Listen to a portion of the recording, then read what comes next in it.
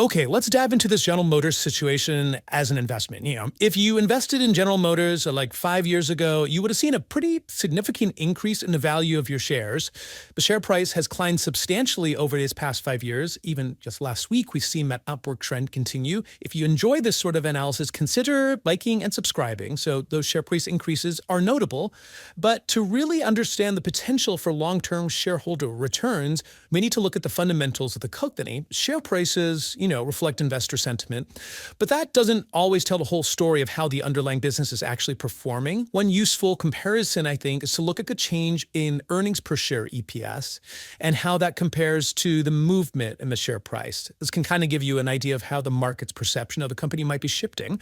Over the last 5 years, the annual compound growth rate of General Motors EPS has actually been lower than the average annual increase in its share price. What this suggests is that the market has developed like a more favorable view of the company recently. Maybe they're anticipating, future success. We've also seen significant insider buying of GM stock in the last quarter. Typically, when those who run the company are investing their money in it, that can be seen as a positive sign.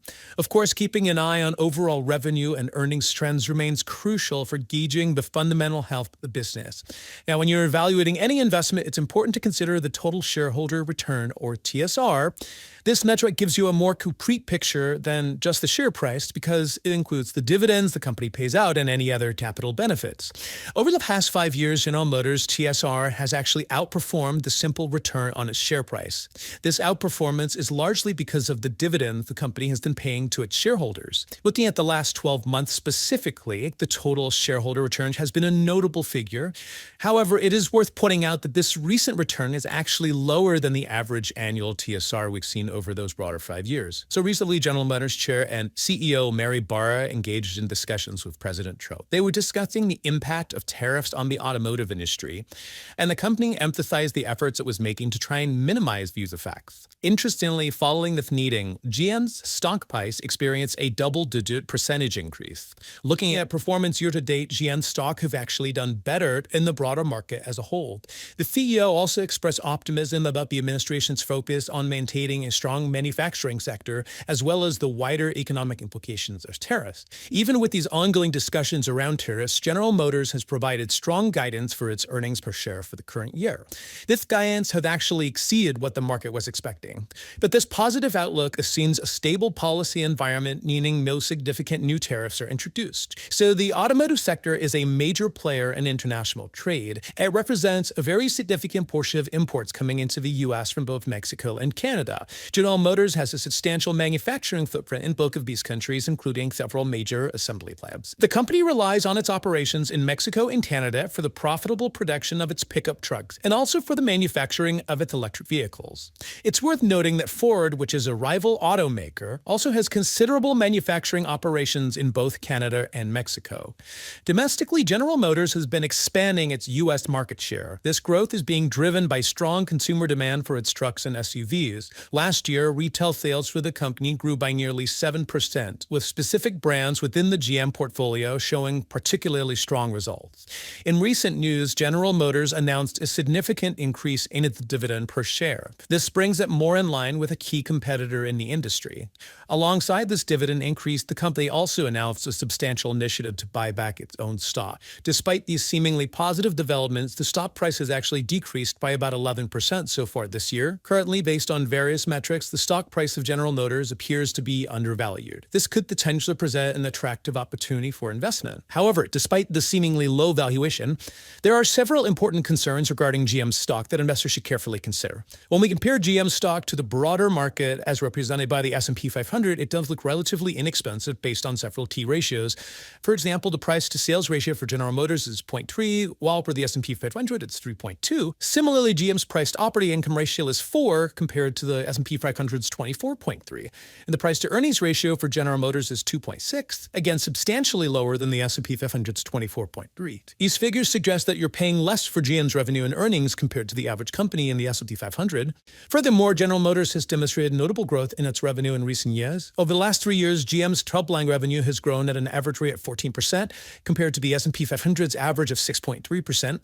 In the last 12 months, GM's revenues increased by 9.1% from $172 billion to $187 billion, while the S&P 500 saw growth of 5.2%. Even in the most most recent quarter, GM's revenues grew by 11% to $40 billion compared to a 5% improvement from the S&P 500. This indicates strong top-line momentum. However, it's important to note that General Motors' profit margins are lower than those of many other companies. Looking at the last 4 quarters, GM's operating income was $13 billion, which translates to an operating margin of 6.8%. This is lower than the average operating margin for companies in the S&P 500, which stands at 13%. The company's operating cash flow over the same period was $20 billion, resulting in an operating cash flow to sales ratio of 10.7%. While this is a positive figure, it's still lower than the S&P 500's average of 15.7%. Turning to the balance sheet, General Motors has a high debt-to-equity ratio compared to the S&P 500. At the end of the most recent quarter, GM's debt figure was $131 billion, while its market capitalization as of March 21, 2025 was $52 billion. This results in a very high debt-to-equity ratio of 252.9%, significantly higher than the S&P 500's average of 19%. A high debt level could introduce more financial risk. The company's cash-to-assets ratio, which compares its liquid cash holdings to its total assets, is moderate, but also lower than that of the S&P 500. Cash, including cash equivalents, makes up $27 billion of General Motors' total assets of $280 billion, yielding a cash-to-assets ratio of 9.7%, compared to the S&P 500's 14.8%.